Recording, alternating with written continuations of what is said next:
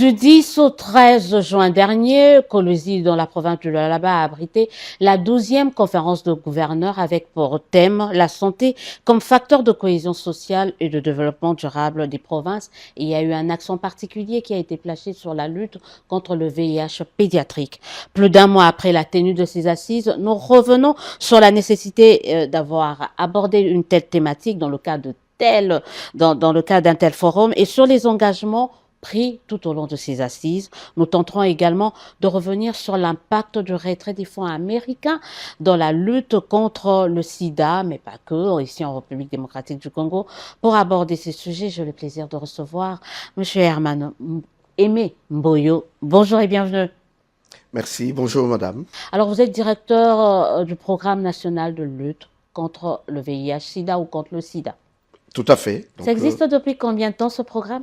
Ça fait maintenant, nous sommes à la 21e année d'existence du programme national de lutte contre le VIH-Sida et les infections sexuellement transmissibles, PNLS en sigle, l'un des programmes spécialisés du ministère de la Santé publique, Hygiène et Prévoyance sociale. Et puis il faut dire que dans les infections sexuellement transmissibles, il n'y a pas que les sida. Donc vous non, il n'y a vous pas que le occupez sida, donc nous occupons de l'ensemble. Comme quoi, par exemple?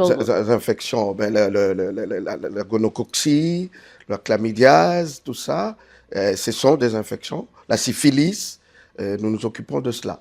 Donc, et on n'en parle pas beaucoup. Oui, on n'en parle pas beaucoup parce qu'on se dit PNLS, on dit c'est tout s'arrête le sida. Au sida. Voilà. Mais il faut dire que ce sont des maladies qui constituent en fait de boulevard pour le VIH. Le VIH. Tout à fait. Sida, on va parler, parce que vous étiez à l'honneur, quand je dis vous, c'est-à-dire la santé, le personnel santé, tout ce qui évolue dans ce secteur était à l'honneur au mois de juin dernier, dans le cadre de cette conférence de gouverneurs. On va reparler des engagements pris, au décès qui a été dit et fait.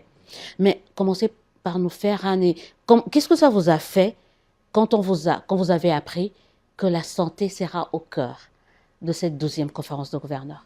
Mais disons que c'était une grande satisfaction, non seulement de nous comme acteurs du secteur de la santé, mais surtout pour la population congolaise en général.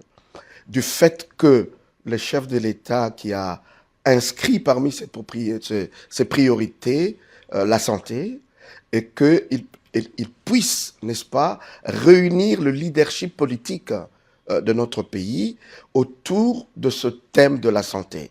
Et donc c'était une grande joie, et non seulement nous étions contents, mais surtout de points d'action qui ont été retenus pour que cet engagement du chef de l'État, du gouvernement de la République et de gouverneurs de province puisse se concrétiser de manière à assurer une meilleure santé à notre population. On parlera des engagements pris parce qu'on n'en a pas trop parlé pendant les assises. On va revenir sur les engagements pris par les différents acteurs, les différents participants. Et vous avez quelle deadline pour essayer quand même de respecter un certain nombre de ces engagements? Mais on se dit, la santé c'était une première. Mais on sait que la santé, c'est quand même, pour certains, ils disent que la santé, c'est le parent pauvre du budget. Ici en République démocratique du Congo, est-ce qu'il y a eu des améliorations, des évolutions dans ce secteur? Mais tout à fait. Il y a eu des améliorations depuis l'avènement du chef de l'État au sommet de l'État, je voulais dire. En termes de budget, il faut dire que nous avons approché l'accord d'Abuja. L'accord d'Abuja exigeait à ce que le pays puisse atteindre 15% de leur budget consacré à la santé. Et nous étions à 14,5% l'année dernière et même l'année d'avant. Et en termes de budget, ça y est, je crois que les autorités parlementaires ont pris conscience. Mais là où nous devons encore améliorer, c'est dans l'exécution de ce budget. Donc, voter les budgets, le promulguer, c'est une chose, l'exécuter en est une autre. Donc, voilà ce qu'il nous reste à faire. Le taux d'exécution est estimé à combien, selon vous? Mais disons qu'on est près de 40-45% d'exécution du budget consacré à la santé. Et voilà pourquoi nous poursuivons le plaidoyer pour que le budget voté, promulgué, puisse être respecté dans sa mise en exécution. Ça se posait la Ça question. passe, Oui, ça passe aussi par la mise en pratique de l'approche budget-programme. Je crois que les secteurs de la santé fait partie des secteurs prioritaires à côté de l'éducation. Et je pense que si on y va, ça permettrait, n'est-ce pas, de respecter l'exécution de ce budget. On va parler du VIH pédiatrique qui était quand même au cœur de la 12e conférence de gouverneurs qui s'est tenue là-bas, mais commencez par nous faire un état des lieux de la maladie de sida, avant qu'on ne parle de la lutte proprement dite contre le sida, l'état de lieu de cette maladie VIH de manière générale ici en République démocratique du Congo. Merci madame. Donc la République démocratique du Congo, notre pays, connaît une épidémie encore du VIH qui est de type généralisé. Donc il peut toucher tout le monde. Tout le monde donc est concerné. Avec une prévalence, n'est-ce pas, la dernière qu'on vient d'avoir de 1,1% dans la population générale, mais c'est une prévalence qui est repartie de manière différente à travers nos provinces. Vous voyez par exemple la province de Haut-Uélé qui affiche une prévalence de 7,4%. Le Haut-Katanga est à 2,7%, la Tchouapa à 2%, et d'autres provinces suivent. Avec cette prévalence-là, nous comptons près de 500 000 personnes vivant avec le VIH dans notre pays. Et les enfants dont on a largement parlé à Kolwezi, c'est près de 50 000 enfants qui seraient donc infectés par le VIH. Là, c'est en termes de données épidémiologiques, mais disons aussi qu'à part la population générale, nous avons quand même ce que nous appelons de populations clés, de professionnels de sexe, des usagers de drogues injectables, le transgenre, mais aussi des hommes ayant des rapports sexuels avec des hommes, qui présentent des taux de prévalence beaucoup plus élevés que dans la population générale. Vous avez par exemple pour le professionnel des sexes, elles sont à 7,4%. Les hommes ayant des rapports sexuels avec des hommes sont à 7,1%. Les usagers de drogues injectables, c'est autour de 3,9%. Ces populations concentrent le gros de notre épidémie et servent de moteur de propagation. Donc voilà les tableaux que nous pouvons donner par rapport au VIH. Mais qu'est-ce qu'on y apporte comme réponse? Et là, il faut se réjouir parce que depuis 1983-84, où on avait identifié le premier cas du sida dans le pays. D'ailleurs, c'était ici en République démocratique du Congo. Bon, il y a eu cette polémique. Cette polémique, est-ce que c'était ici? Non, c'était pas ici, d'accord. C'était pas ici. Mais disons que nous, depuis lors, donc le gouvernement de la République d'alors avait donc lancé le projet SIDA, le BCC SIDA, etc. Jusqu'à ces jours, nous avons multiplié beaucoup d'efforts et les résultats sont intéressants, mais restent encore insuffisants. Parce qu'aujourd'hui, par exemple, il y a des objectifs mondiaux qui sont assignés à tout le pays, qui sont engagés dans la lutte contre le VIH. Lesquels? Mais il faut dire, par rapport aux nouvelles infections, il faudra le réduire, en tout cas d'ici 2030, de 75% de réduction. Et nous, lorsqu'on prend depuis 2010 à 2023, nous avons réussi à réduire les nouvelles infections à 59%. Donc, nous sommes dans la bonne dynamique, et il faudrait réduire de 2010 à 2023 en ce qui concerne les traitements, les décès. Donc, réduction du nombre de décès, nous sommes parvenus à réduire de 72% les décès dans notre pays, dits au sida et aux maladies associées. Voilà pourquoi les gens n'ont plus peur de cette maladie. Quand vous dites ça, les gens se disent ça y est, livrez-nous, faut plus se protéger, faut plus Quand vous dites 72% là, il dit mais pourquoi on doit encore avoir peur de cette maladie ici? Mais il faut dire que nous n'avons pas encore vaincu le sida dans notre pays. C'est vrai, les succès thérapeutiques font que de moins en moins les gens meurent du sida. Mais nous devons nous détromper parce que sinon ça peut repartir si nous relâchons en termes de prévention. Voilà pourquoi le message, c'est de dire à tout le monde, à toute notre population, nous n'avons pas encore vaincu le VIH, donc nous devons doubler des efforts pour la prévention, afficher un comportement responsable pour nous mettre à l'abri de nouvelles infections.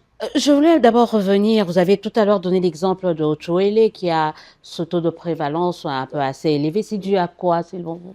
Ben, disons qu'il y a plusieurs facteurs qui pourraient expliquer cette prévalence très élevée dans la province de Otuele.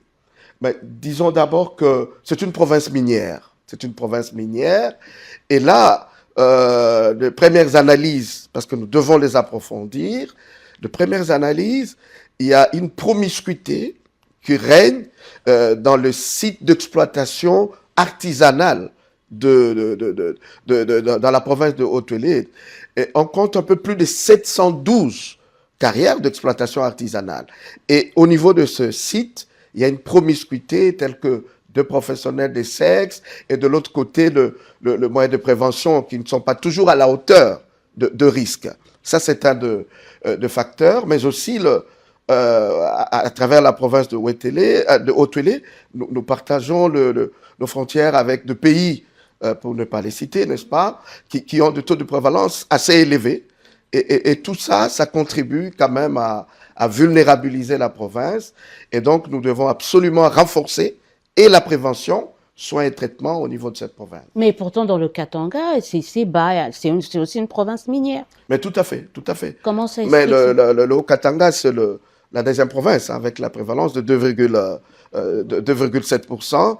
Mais la différence entre le Haut-Uélé et le Haut-Katanga, c'est qu'il faut dire que en termes de réponse, en termes de riposte, il y a quand même beaucoup d'intervenants comparé à la province de Haute-Uélé qui sont mobilisés et qui apportent, qui assurent une riposte assez efficace.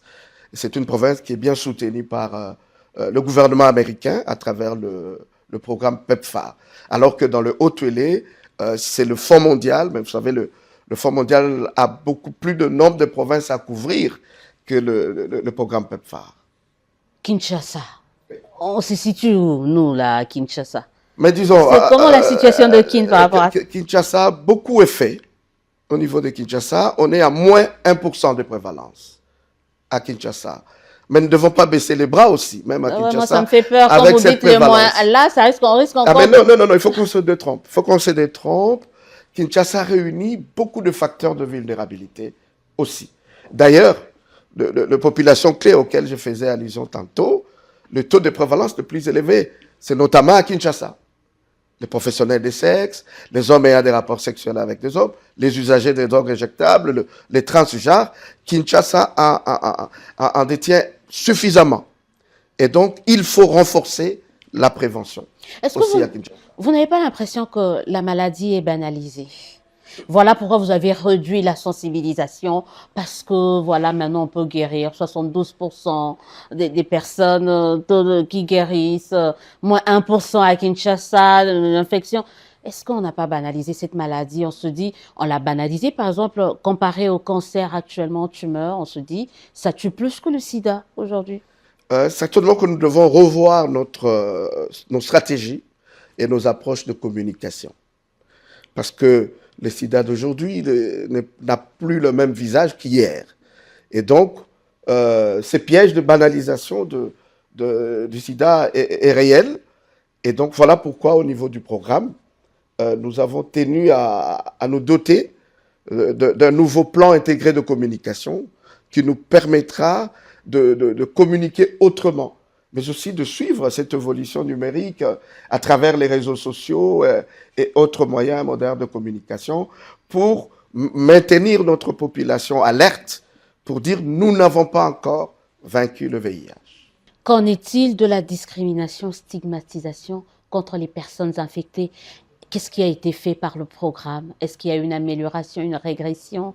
Qu'en est-il au juste? Beaucoup a été fait. Beaucoup a été fait en matière de lutte contre la stigmatisation, la discrimination, le rejet, voire l'exclusion des personnes vivant avec le VIH, voire de personnes affectées. Il y a même toute une loi qui a été votée depuis 2008. Le pays s'est doté d'une loi portant protection de droits de personnes vivant avec le VIH et de personnes affectées. Mais au-delà de cette loi, les communautés, et il faut dire chapeau bas à tous les acteurs de la société civile, ils sont très nombreux, et ils se sont engagés activement dans la lutte contre la discrimination, et les résultats sont là. Les résultats sont tels qu'aujourd'hui, nous avons une grande fêtière nationale, ICOP+, Union congolaise des organisations de personnes vivant avec le VIH. Ouais, elles s'assument, elles accompagnent les autres personnes vivant avec le VIH, de personnes qui viennent nouvellement d'être dépistées. Cette fêtière est implantée dans toutes les provinces de la République. Et au-delà de chefs-lieux de province, dans nos villes, dans nos villages, dans nos quartiers. Mais les taux de discrimination, bien que ça a baissé, mais pas au niveau qu'on l'aurait souhaité. Donc il reste encore très élevé dans la communauté, dans nos églises, dans nos milieux de travail, dans nos écoles, dans nos universités, un peu partout, et même en milieu de soins, il persiste quand même des attitudes discriminatoires. Donc voilà pourquoi nous devons tout faire aussi avec les organisations communautaires pour réduire davantage la discrimination et la stigmatisation. Elle tue plus que le VIH. La discrimination. Ah oui, absolument. Absolument. Plus être mis à l'écart, être pointé du doigt. Voilà. Et ça empêche même aux personnes infectées, aux personnes affectées d'accéder et d'utiliser les services que nous offrons. Et vous voyez, ça constitue donc de barrières. Donc il faut absolument maintenir, renforcer la lutte contre la stigmatisation. Parlons maintenant de cette VIH pédiatrique. C'est quoi le VIH pédiatrique? Ah mais le VIH pédiatrique, c'est l'infection du VIH qui touche les enfants. Et à la naissance ou de la naissance à la jeune enfance, avant d'atteindre l'âge de maturité.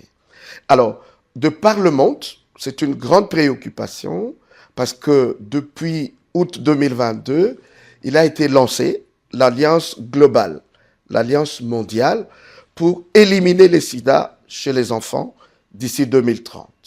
Et la République démocratique du Congo, notre pays, nous faisons partie de 12 premiers pays qui ont été retenus dans cette alliance globale. Et vraiment, le chef de l'État, il est le tout premier haut responsable politique à pouvoir prendre l'engagement de lancer cette initiative pour pouvoir booster les efforts au niveau pays et pourquoi pas au niveau africain, parce que le chef de l'État sert aujourd'hui de modèle à travers l'ONU-SIDA, cette alliance globale, pour que les autres leaders africains suivent l'exemple. Et je pense qu'on peut peut-être en parler. Mais ouais, qu'on en parle Comment déjà. faire pour traduire cette déjà, vision en réalité. En quoi c'est important de lutter contre le VIH pédiatrique? Mais les enfants constituent l'avenir de demain de notre nation, de notre pays. Donc il faut tout faire pour limiter non seulement la transmission aux enfants, mais faire de sorte que les enfants qui seraient déjà infectés puissent bénéficier des traitements optimisés qui puissent leur permettre de grandir, d'aller à l'école sans difficulté et donc de vivre normalement avec le VIH. Est-ce qu'on peut retrouver un enfant qui est né normalement, mais qui se retrouve à un très jeune âge, on ne sait pas très jeune âge, moins de 15 ans, ou moins de, être infecté par le VIH? On peut être infecté d'ailleurs à partir de quel âge si on est né normalement? Donc tous les âges? Non, à tout âge, à n'importe quel âge on peut être infecté si on ne respecte pas, on n'affiche pas un comportement à moindre risque vis-à-vis du VIH. À tout âge, on peut être infecté. Et est-ce qu'il y a une grande part des violences faites aux petites filles-là qui a un impact sur cette transmission-là? Est-ce qu'on vous retrouve avec des filles qui ont été violées et qui ont été, voilà. Effectivement. Les violences sexuelles faites aux jeunes filles contribuent aussi à la propagation du VIH chez les jeunes, les adolescentes, etc. Mais il faut dire aussi que la transmission verticale, c'est-à-dire la transmission de la mère à l'enfant, c'est aussi l'une de sources, n'est-ce pas, de contamination des enfants. On nous a appris, en fait, on est dans le haut, on aura peut-être de précisions avec vous. Est-ce qu'il y a moyen de stopper cette transmission avant l'accouchement? Absolument. C'est pourquoi on parle du programme de la prévention de la transmission de la mère à l'enfant du VIH, de la syphilis, de l'hépatite B. Donc, Donc c'est possible. Voilà, une mère peut être Voilà, une mère infectée par le VIH, si elle est dépistée, elle est correctement prise en charge, notamment par les traitements antirétroviraux, peut donc donner naissance à un enfant tout à fait sain. Et on en compte beaucoup dans notre pays. Voilà, donc c'est possible d'être infecté, mais de donner naissance à un enfant qui ne l'est pas. Comment on fait? Vous parliez déjà de ça, l'engagement du chef de l'État. Qu'est-ce qui doit être fait pour concrétiser? Qu'est-ce que vous comptez faire ou qu'est-ce qui doit être fait dans le cadre de ces engagements? D'abord avec l'engagement du chef de l'État et à travers cet engagement au sommet de l'État, le gouvernement de la République est engagé. Le gouverneur de province sont engagés. Toute la société est mobilisée aujourd'hui pour que nous parvenions à mettre fin au sida chez les enfants d'ici à 2030. Mais que devons-nous faire? Ce que nous devons faire, c'est que, premièrement, nous devons nous assurer que l'identification des enfants qui sont infectés par le VIH est assurée. Ça veut dire le moyen en termes de diagnostic dans nos établissements de soins de santé puisse être assuré. Et là, on se réjouit parce que avec la gratuité des accouchements dans les pays, donc on voit il y a un afflux dans les structures de santé. Et donc nous renforçons le dépistage du VIH auprès de femmes qui viennent dans les consultations prénatales, lors des accouchements, etc. Et cela nous permettra de pouvoir identifier à temps les enfants qui sont exposés, prévenir la transmission du VIH. Et donc ça, c'est l'une des premières pistes. Et l'autre piste, c'est de faire de sorte que les enfants qui seront infectés puissent bénéficier de traitements optimisés, efficaces, qui limitent, n'est-ce pas, l'évolution du VIH vers le stade sida pour qu'ils puissent vivre normalement avec cette infection et qu'ils grandissent, qu'ils étudient, qu'ils deviennent adultes, qu'ils puissent servir la société. Mais il y a aussi un élément, notamment pour les adolescents, les adolescentes, etc., l'éducation sexuelle complète. Donc les parents ne devraient plus, et ça ne se justifie plus, d'entretenir des tabous autour de l'éducation sexuelle. Il faut parler aux enfants, il faut éduquer les enfants pour qu'ils sachent adopter un comportement responsable de le bas âge jusqu'à l'âge adulte. Il y a cette pesanteur sociale qui plane toujours sur nous. Exact. Comment aborder... Parce que regardez, aujourd'hui, à l'ère de réseaux sociaux, etc., si le parent ne parle pas du VIH à son enfant, à la maison, etc., mais l'enfant, au travers le téléphone Android et autres, accède à n'importe quel site et peut consulter n'importe quoi. Donc, il est essentiel qu'au niveau de nos familles, qu'on renforce, qu'on assure l'éducation, y compris l'éducation sexuelle. Que dans nos écoles, déjà, il y a des cours qui sont dispensés sur le VIH, et donc il faut que ça soit renforcé dans nos écoles pour que cette éducation sexuelle complète soit une réalité. Cette éducation sexuelle complète soit une réalité, mais on se dit, vous risquez d'être buté à un problème de financement. Alors qu'on assiste actuellement au retrait de fonds américains pour le développement, est-ce que ça pèse pas dans la lutte contre le VIH et surtout contre le VIH pédiatrique? Ah si, ça pèse. Ça pèse parce que le financement américain auquel vous faites allusion, c'était un financement substantiel. Et donc ça pèse, mais il faut dire que cet engagement du chef de l'État qui ne reste pas que politique. C'est un engagement qui s'est traduit et qui va se renforcer dans la mobilisation des ressources domestiques. Ça a déjà commencé? Ça a déjà commencé. Donc, ça n'a pas attendu la conférence de Kolwezi pour que le gouvernement mette la main dans la pâte. Et c'est quoi cette ressource, domestique? Vous savez, aujourd'hui, nous achetons des tests de dépistage du VIH avec l'argent du gouvernement de la République. Et depuis 3 à 4 ans maintenant que cela est une réalité. Donc, non seulement nous avons des ressources extérieures, donc le PEPFAR américain, le Fonds mondial et d'autres partenaires internationaux, mais le gouvernement de la République met la main dans la poche et nous avons des ressources. Nous, par exemple, nous, PNLS, nous, PNMLS, nous avons des ressources budgétaires de l'État. Et en ce qui concerne le PNLS, nous achetons le test de dépistage du VIH pour compléter, pour renforcer ce qui est fait, mais non seulement le test de dépistage, mais nous achetons aussi le réactif nécessaire pour la charge virale, par exemple, et les diagnostics précoces chez les enfants. Donc, c'est faux. Certains pensent que l'État ne contribue pas, surtout dans le secteur de santé, comme il y a beaucoup de partenaires. On se dit que c'est souvent les partenaires qui donnent qui donnent beaucoup plus dans cette contribution. Mais ce tableau-là va certainement se renverser d'ici là. Mais il faut vraiment marteler que le gouvernement de la République contribue à financer la lutte contre le VIH. Ce qui est souhaité, et le chef de l'État l'a dit aussi, c'est que ces ressources domestiques vont s'accroître.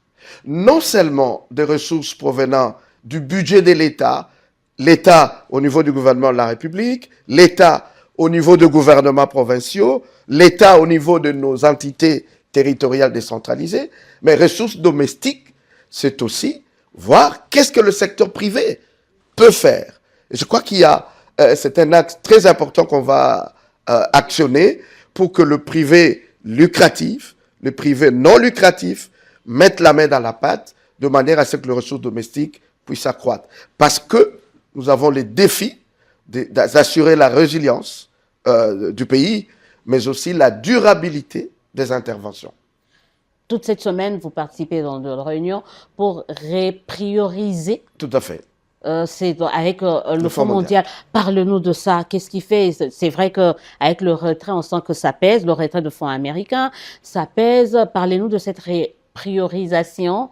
C'est vrai que ça concerne la tuberculose, le paludisme, mais aussi le sida.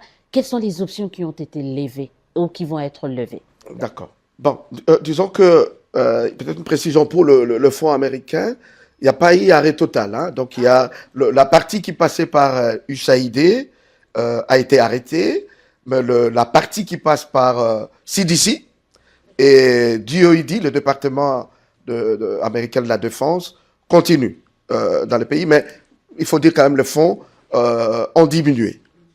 Et le Fonds mondial, qui recevait aussi, et qui reçoit d'ailleurs, pratiquement 30% de leur budget du gouvernement américain, voit ses ressources diminuer. Ce qui fait que les cycles de financement actuels en cours, 2024 à 2026, ils sont donc obligés, nous sommes obligés de pouvoir déprioriser certaines interventions, tout simplement parce que le Fonds mondial ne pourra plus apporter le financement convenu en 2023 du fait de cette réduction. Quelles sont les interventions qui vont être impactées négativement? Mais disons que là, nous travaillons sur l'ensemble de modules, l'ensemble des interventions, mais là où nous ne souhaitons pas, en tout cas, faire de coupes importantes, c'est par rapport aux médicaments. Donc, nous garantissons, avec ces financements, que le médicament antirétroviraux pour les personnes vivant avec le VIH, les adultes comme les enfants, devront être garantis. Parce qu'on parlait d'une rupture d'ici 3 mois, hein, des intrants. Est-ce que... Non, faux. Il n'y aura pas rupture. Non, il n'y aura pas rupture. D'accord. Là, c'est une ligne que nous garantissons et nous ne souhaitons pas réduire.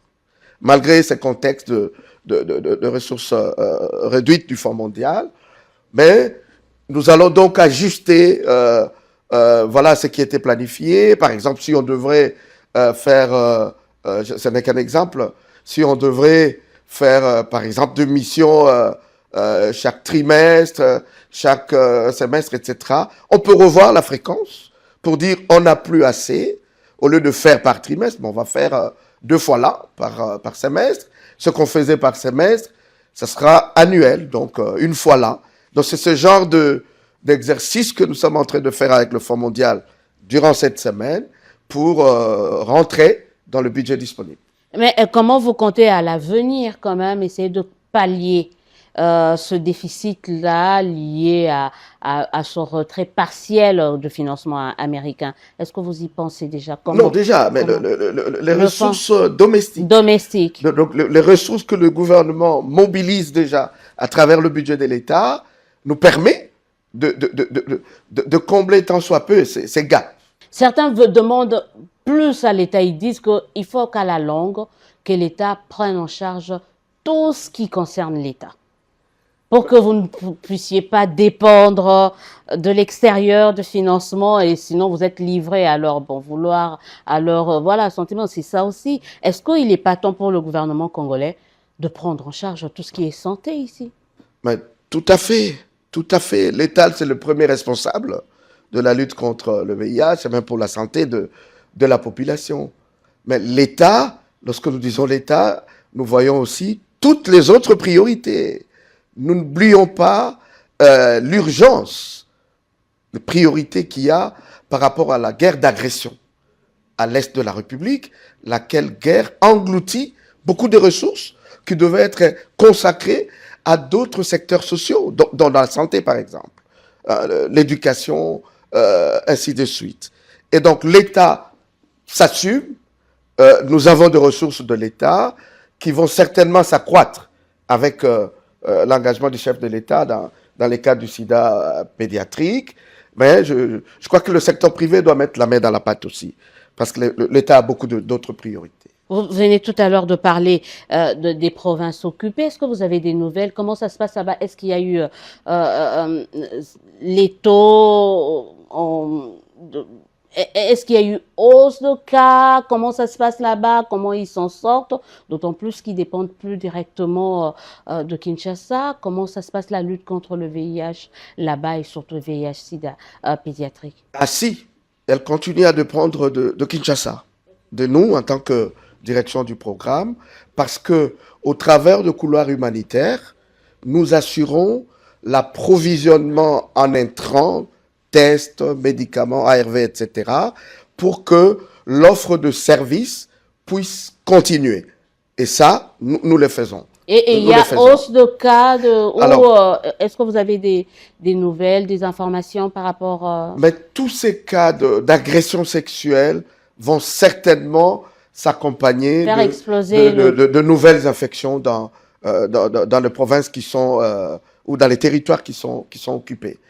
On s'attend à cela, et voilà pourquoi d'ailleurs nous avons une synergie avec Fonarev et d'autres acteurs, ONU-SIDA, UNFPA, le Programme national de santé de la reproduction, pour voir comment assurer la disponibilité continue permanente de kits PEP pour prévenir voilà, la transmission du VIH. Mais on s'attend à des conséquences qui vont être assez dramatiques pour nous. D'où la nécessité de faire vite pour mettre un terme à cela, pour que les partenaires, les acteurs que vous êtes puissent vraiment aller faire votre travail et venir en aide à nos frères. Voilà pourquoi on salue les efforts diplomatiques et les victoires diplomatiques du chef de l'État et du gouvernement de la République qui ont permis d'avoir cet accord de paix signé, parce que nous avons hâte de renforcer davantage ce qui se fait là-bas. Certainement que de patients sous traitement qui fouillaient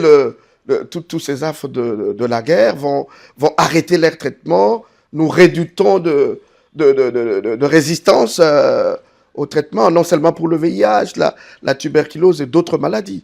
Voilà pourquoi il faut très très vite arrêter cette guerre d'agression. Comment la santé peut être le facteur de cohésion sociale? Ah mais oui, le seul capital humain qui permet de mobiliser les autres, c'est la santé. Si vous êtes malade, si vous n'avez pas une bonne santé, vous ne saurez même pas aller travailler. Vous ne saurez pas nous interviewer comme nous faisons. Je ne saurais pas me mettre à votre disposition pour répondre. Donc, on ne saura pas produire pour le pays. Donc, investir dans la santé, c'est pas faire des dépenses inutiles. C'est vraiment investir pour la productivité, investir pour le développement. Ouais, vous parlez de développement. Comment la santé peut participer au développement durable de nos provinces? Mais nos compatriotes qui vivent dans nos provinces, s'ils sont en bonne santé, donc ils auront à s'occuper de problèmes de l'éducation, ils auront à s'occuper du développement socio-culturel, du développement économique. Donc, bref, c'est comme si les autres secteurs, pas comme si, dépendent de l'état de santé En fait, tous les de ceux secteurs qui y dépendent. travaillent. Tous les secteurs dépendent du secteur de la santé. Parce que pour que les autres secteurs contribuent au développement du pays, il faut qu'il y ait des hommes et des femmes qui travaillent, qui bossent. Et ils ne pourront pas travailler, ils ne pourront pas bosser s'ils ne sont pas en bonne santé. Voilà la santé comme facteur clé du développement durable. Et le chef de l'État a vu juste pour que cette 12e session de conférence de gouverneurs puisse se pencher sur la santé en tant que telle. Alors, on attend les premiers. Il y a eu des engagements qui ont été pris. À quoi devons-nous nous attendre lors du prochain conférence de gouverneurs? Parce qu'il faudrait que vous puissiez nous dire qu'est-ce qui a été fait par rapport aux engagements. Est-ce qu'on peut s'attendre à des résultats, à des avancées et dans quel domaine, dans quel secteur précisément relevant de ce secteur de la santé? Alors, en ce qui concerne le secteur de la santé de manière globale, Son Excellence, Monsieur le ministre Dr Samuel Roger Kamba, est mieux placé, n'est-ce pas, pour donner des indications. Mais je pense que, particulièrement en ce qui concerne le financement de la couverture santé universelle, ça a été dit au niveau de Kolwezi. Aujourd'hui, le gouvernement est parvenu à mettre en place de mécanismes, de stratégies qui puissent nous aider à financer la couverture santé universelle. Aussi bien par rapport au fonds de promotion de la santé, il y a une redevance qui a été introduite et qui va permettre de pouvoir financer, mobiliser les ressources pour financer la CESU. Non seulement ça, en ce qui concerne la demande, le fonds de solidarité, le Conseil national du travail a pu donc retenir ce 2,5% de contribution au niveau de la masse ouvrière pour permettre à ce que les ressources soient mobilisées pour financer la CESU. Donc faire de la CESU une réalité au jour le jour dans notre pays et étendre sa couverture à travers les autres provinces qui n'ont pas encore été touchées. Ça, c'est quelque chose d'assez précis. Alors, l'autre élément auquel on devra s'attendre, c'est quand même dans la gestion de ressources humaines de la santé. Et là, au cours de cette conférence, Son Excellence, Monsieur le vice-premier ministre et en charge de la fonction publique, a donné des indications précises, des orientations au gouverneur de province pour que on ne puisse pas recruter, engager, affecter comme on le veut, mais on doit respecter la réglementation qui existe de manière à ce qu'on puisse aussi contrôler la masse de professionnels, des administrateurs, des administratifs de la santé, parce que c'est aussi ça l'un de gros problèmes qu'on a. Et des engagements clairs étaient pris. Mais autre chose, c'est par rapport à la lutte contre la malnutrition, par rapport à l'éradication de la poliomyélite. Donc, ce sont des thématiques qui ont été abordées sur le 9 panels qui étaient retenus lors de cette conférence. Mais pour revenir au VIH. À quoi devrons-nous nous attendre? Cet engagement, comme je disais, n'était pas que politique, parce que dans sa première phase, nous avons mobilisé 18 millions de dollars. 18 millions de dollars, dont 6 millions proviendront du gouvernement de la République. Et cela nous est garanti. Je pense que d'ici fin juillet, nous aurons des indications précises pour le décaissement de ces 6 millions qui vont nous aider à combler les gaps que nous avons avec le Fonds mondial et autres sources de financement pour tout ce qui concerne notamment le VIH pédiatrique. Et nous espérons aussi que le 12 millions qui proviendront de gouvernements provinciaux vont arriver. Parce que les gouverneurs ont été responsabilisés par les chefs de l'État. Ils ont pris des engagements. Des engagements et un mécanisme de suivi a été défini et mis en place. Et donc voilà des choses concrètes qui vont arriver. Et le chef de l'État a dit désormais, il faut qu'on respecte totalement la Constitution. Cette conférence devra se tenir 2 fois là. Et la prochaine, prévue dans la province de Kwilu, nous donnera certainement l'opportunité de pouvoir rendre compte, dire, depuis les lancements par les chefs de l'État le 13 juin 2025 à Kolwezi, en décembre 2025, qu'est-ce qui a été fait concrètement en termes de diagnostic pour les enfants, en termes de leur mise sous traitement, etc. Et nous présenterons les chiffres.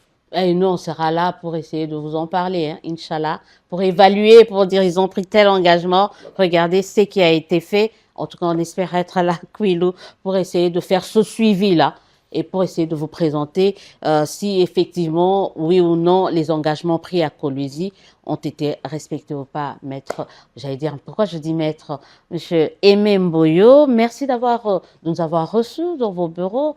Un mot de la fin par rapport à ce numéro, parce que je sais qu'on aura d'autres opportunités pour aborder la problématique liée non seulement à la santé, mais également au VIH-Sida. Non, merci beaucoup, Madame Élisée, pour cette opportunité. Je sais que à travers votre grande audience, ça nous permettra d'atteindre nos compatriotes pour dire, comme le chef de l'État l'a répété à Kolwezi, la santé est un facteur clé de développement.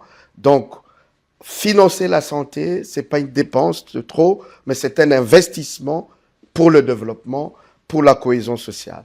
En ce qui concerne la lutte contre le VIH, cet engagement du chef de l'État en lançant l'initiative présidentielle pour éliminer les sida pédiatriques nous aide à mobiliser toutes les couches de la population, les partenaires, le secteur privé, les confessions religieuses, les leaders d'opinion, nos chefs coutumiers, etc. Et cette mobilisation tous azimuts nous permettra de pouvoir accroître, corriger les inégalités qu'on a vis-à-vis des enfants par rapport à la lutte contre les sida. Merci d'avoir répondu à notre invitation. Merci. On vous le rappelle, la santé n'est pas que l'affaire de l'État.